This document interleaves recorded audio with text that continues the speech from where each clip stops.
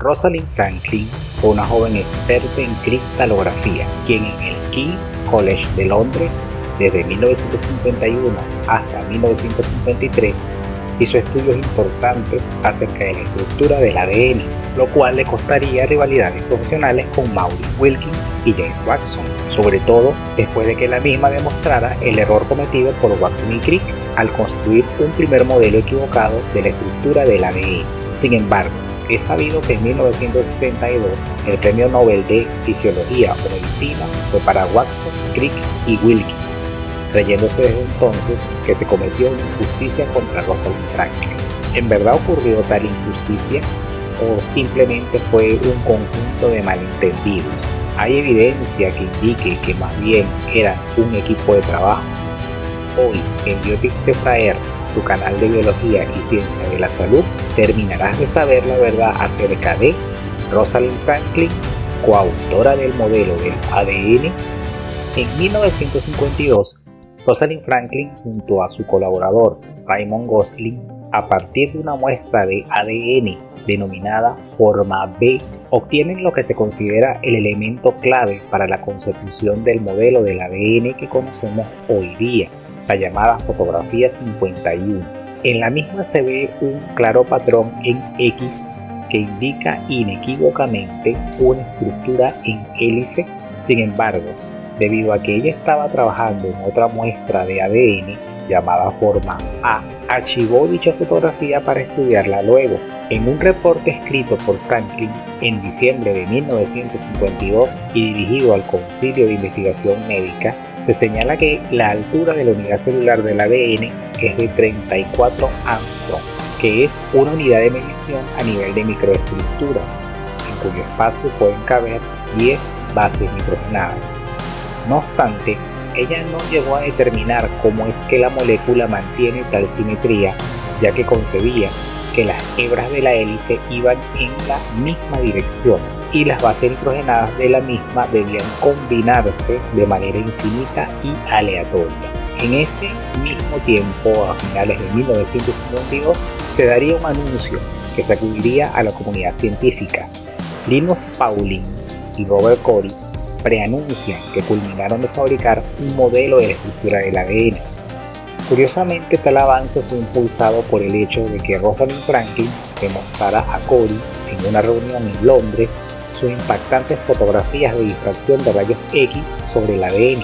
Esto se comprueba mediante la existencia de una carta dirigida a Franklin por parte de Corey con fecha de abril de 1953, donde él mismo dice: "Siempre le estaré agradecido por mostrarme sus espléndidas fotografías de rayos X de las fibras de ácido nucleico".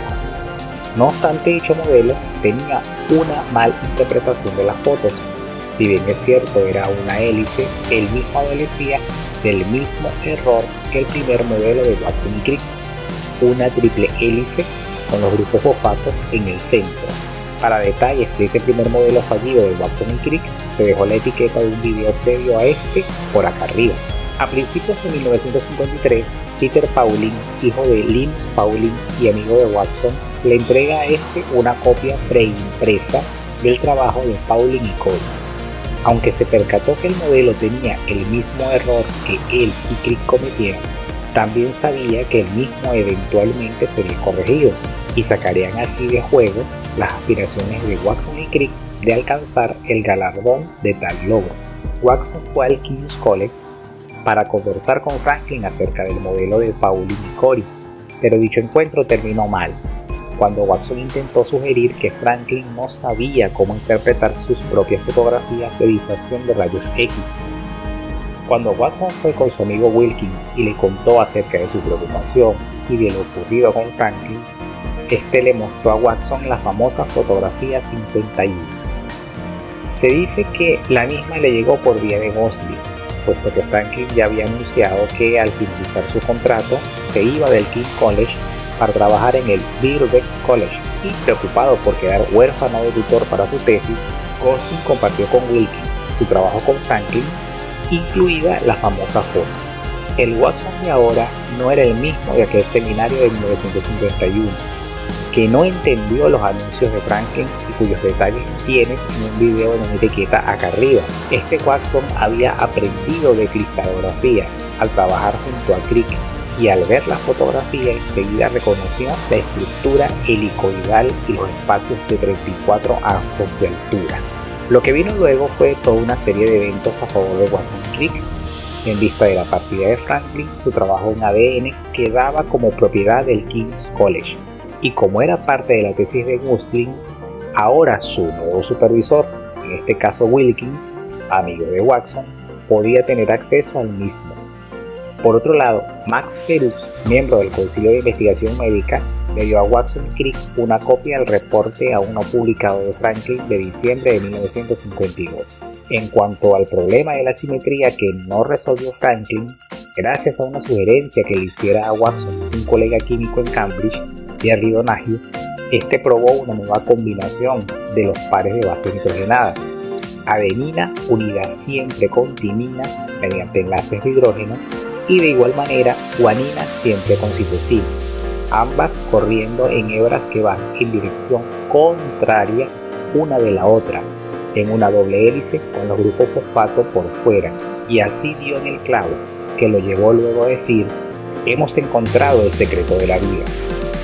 El 25 de abril de 1953 se publican en la revista Nature los papers de Watson y Crick anunciando oficialmente el modelo de la doble hélice de ADN, junto con el paper de Franklin y Gosling y también el de Maurice Wilkins. En 1963, Francis Crick, James Watson y Maurice Wilkins son galardonados con el Premio Nobel de Fisiología o Medicina por sus trabajos que llevaron a la construcción del modelo de la doble hélice de la ADN. ¿Y qué pasó con Rosalind Franklin? Lamentablemente, el 16 de abril de 1958, la misma había muerto por cáncer de ovarios, y las reglas de entonces de los Nobel no aceptaban premiaciones póstumas ni divididas entre más de 3 galardonados, por lo que es la razón oficial de la no inclusión de ella en el premio. Durante años se ha venido hablando de la aparente injusticia cometida por Watson, Crick y Wilkins, hasta que recientemente, en abril de 2023, una investigación publicada en Nature por Cobb y Comfort arroja evidencias de que en realidad los 4 científicos fueron un equipo de trabajo que, aunque disfuncional, compartían información acerca de la investigación de la estructura del ADN. La primera evidencia es la página 4, párrafo 2 de las notas y registros de la Sociedad Real de Londres, en fecha de enero de 1954, donde dice que un grupo del King's College de Londres y del laboratorio Cambridge nombra a Franklin, Gosling, Stock, Wilson, Wilkins, Crick y Watson, mostraron cómo una estructura para el ADN, ácido desoxinucleico, ha sido derivada de datos de rayos X y de consideraciones estereoquímicas. Claramente esto les presenta como un equipo de trabajo. La segunda evidencia es que Rosalind Franklin, a su borrador de marzo de 1953 del trabajo que sería publicado en la revista Nature en abril de ese año, le agrega una modificación posterior antes de la publicación, afirmando que el hallazgo de su trabajo con Gosling no contraviene al de Watson y Crick, y es la versión pública del 25 de abril de 1953. Esto también sugiere que pudo haber existido un trabajo en equipo, por el cual, una vez que Watson y Crick armaran el modelo, ella modificó su borrador. Además, explicaría la razón por la cual, en marzo de 1953, Rosalind vio el nuevo modelo armado del ADN, el cual tuvo su aprobación esta vez, y aunque se dice que ella no sabía que habían visto su foto, se hace difícil pensar que no se daría cuenta al ver el modelo.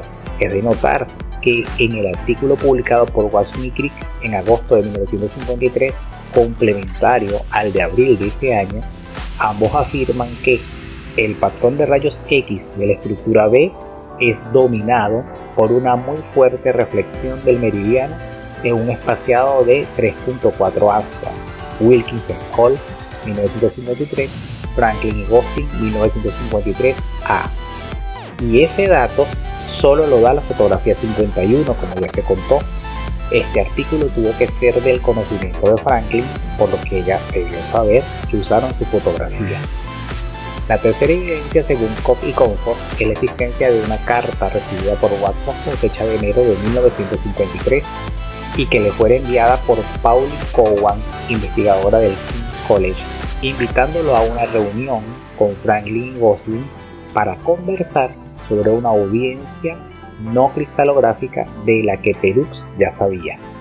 Es importante porque para enero de ese año aún Franklin trabajaba en King's College y estaba a cargo de la investigación de la muestra del ADN de la cual tomó fotografías. Finalmente, la cuarta y más importante evidencia que cambia la historia es la existencia del borrador de un artículo escrito por la periodista del Times, Joan Bruce, en 1953 y que envió a Rosalind Franklin para su revisión.